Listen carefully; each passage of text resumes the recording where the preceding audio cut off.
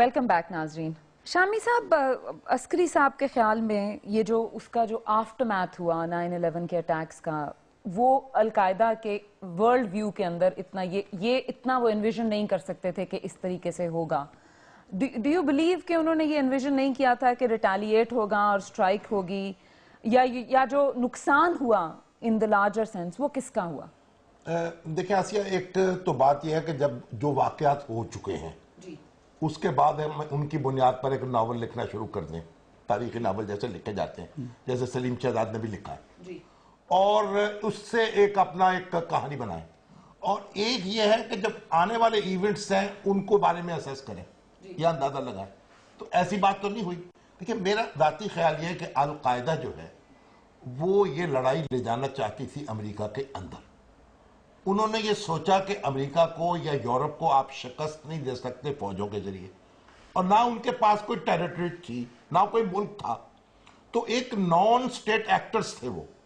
तो उन्होंने कहा कि हम ये अमेरिका के अंदर और यूरोप के अंदर ये लड़ाई ले जाएं और इनका सिस्टम जो है वो अंदर से जवाब दे। जैसे कैंसर है, वो आपके खून में होता है, तो खून में जब हम दाखिल हो जाएंगे, इनके सिस्टम के अंदर दाखिल हो जाएंगे। और ये जो 9/11 का वाकया है, ये तो बड़ी कामयाबी थी उनकी ना, तो इस तरीके से हम इनको अंदर से फाड़ देंगे और दाखिली एक इंतशार बर्पा कर देंगे। लेकिन आपने देखा कि वो ख्वाब पूरा नहीं हो सका। इसका मतलब जो अमेरिकन सिस्टम है, जो बरतानिया है, जो यूरोप है, उन्होंने उन सारी चीज़ों को कंट्रोल कर लिया और बताया कि उनका जो इंटेलिजेंस है, उनका जो रिस्पॉन्स का सिस्टम है, वो बहुत सुपीरियर है और कोई दूसरी वारदात अमेरिका की सरजमीन पर हो नहीं सकी। और जो करने की कोशिश की गई, उन्होंने उसको पकड़ लिया, काबू कर लिया। तो ये उनकी एफिशिएंसी थी। अल कायदा, जब मैं असेस करता हूं, अल कायदा का हदफ जो था, जो उसका प्लान हो सकता था, वो यही था कि ये लड़ाई यूरोप में लड़ी जाए और अमेरिका में लड़ी जाए। वो कामयाबी नहीं हुई इसको। अब अमेरिका ने क्या किया? अमेरिका ने यह समझा कि इसके जो ठिकाने जहां हैं, जहां इनको पनाह मिली हुई है, वहां हमला कर दिया जाए।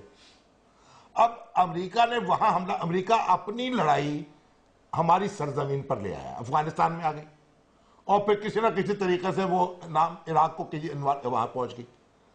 अब उस लड़ाई में अमेरिका को भी वो कामयाबी नहीं हुई जिसको वो उसके सामने था कि मैं आज जाते ही वो तहस नहस कर दूंगा। इस तरह जो ओसामा बिन लादेन को पकड़ते पकड़ते कितना अरसा लगा, फिर कितने उनकी रिसोर्सेज कितने ज़ाया हुए, कितने उनकी असेसमेंट जो थी कि 50 अरब डॉलर में हम ये सारे काम कर लेंगे, वो ट्रिलियंस ऑफ डॉलर में पहुंच गए।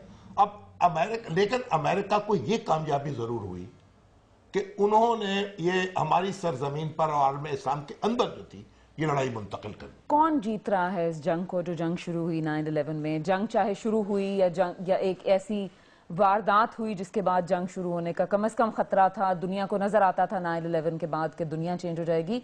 इस वक्त कौन जीत रहा है? क्या अमेरिका ये लड़ाई जीत रहा है? मेरा ख्याल है कोई भी नहीं जीत रहा। देखिए, इब्तदान जो थिंकिंग थी, वो थिंकिंग ये थी कि अमेरिका जो है वो अफगानिस्तान में जाएगा और ये सारा मामला साल 1.5 साल में हो जाएगा ख़त्म, क्योंकि तालिबान को हमने ख़त्म करना है, अलकायदा पकड़े जाएंगे, निकाले जाएंगे और ये साल 1.5 साल की एक्सरसाइज है। 2000 के एंड तक मामला हो जाए, हम हुकूमत वहाँ अफगानिस्तान में बना देंगे, रिकन्स्ट्रक्शन कुछ हो जाएगी और फिर रूटीन में ये मामला चलता रहेगा। तो ये जो कैलकुलेशन थी ये गलत साबित हुई। अमेरिका की भी, पाकिस्तान की भी ये कैलकुलेशन जो है वो गलत साबित हुई।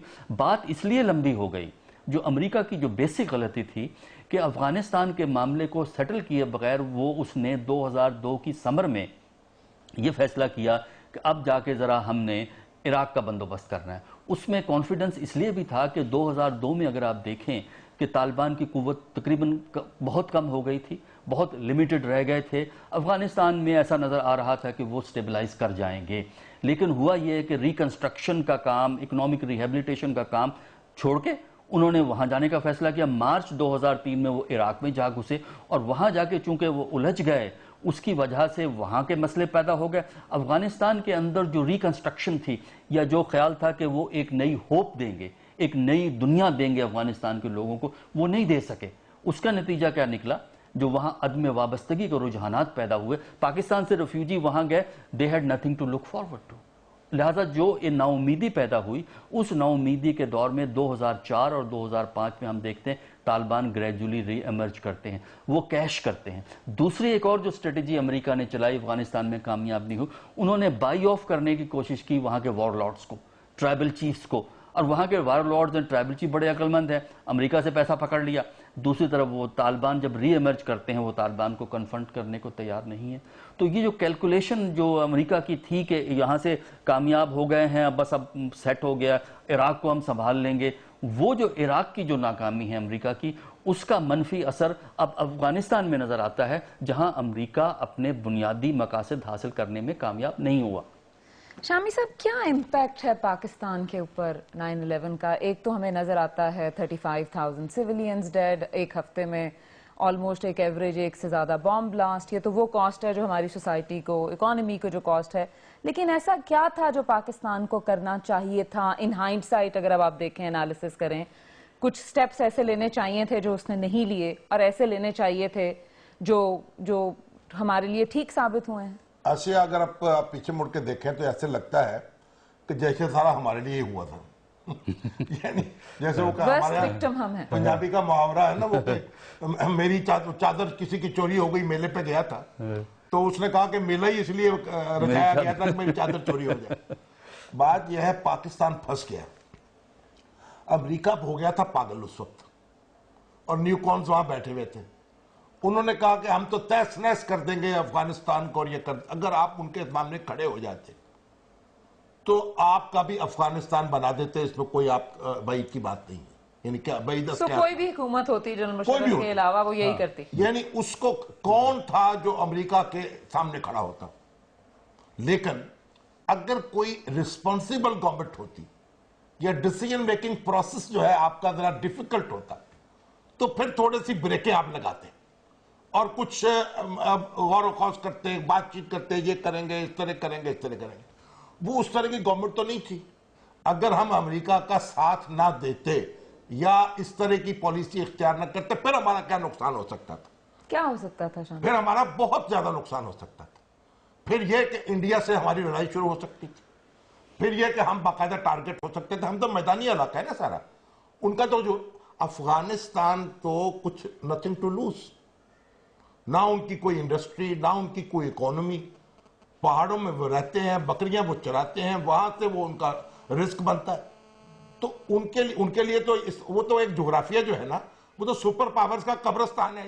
नाज़रीन, let's take a short break, उसके बाद हम वापस आएंगे तो गुफ्तगू का सिलसिला यहीं से जोड़ेंगे।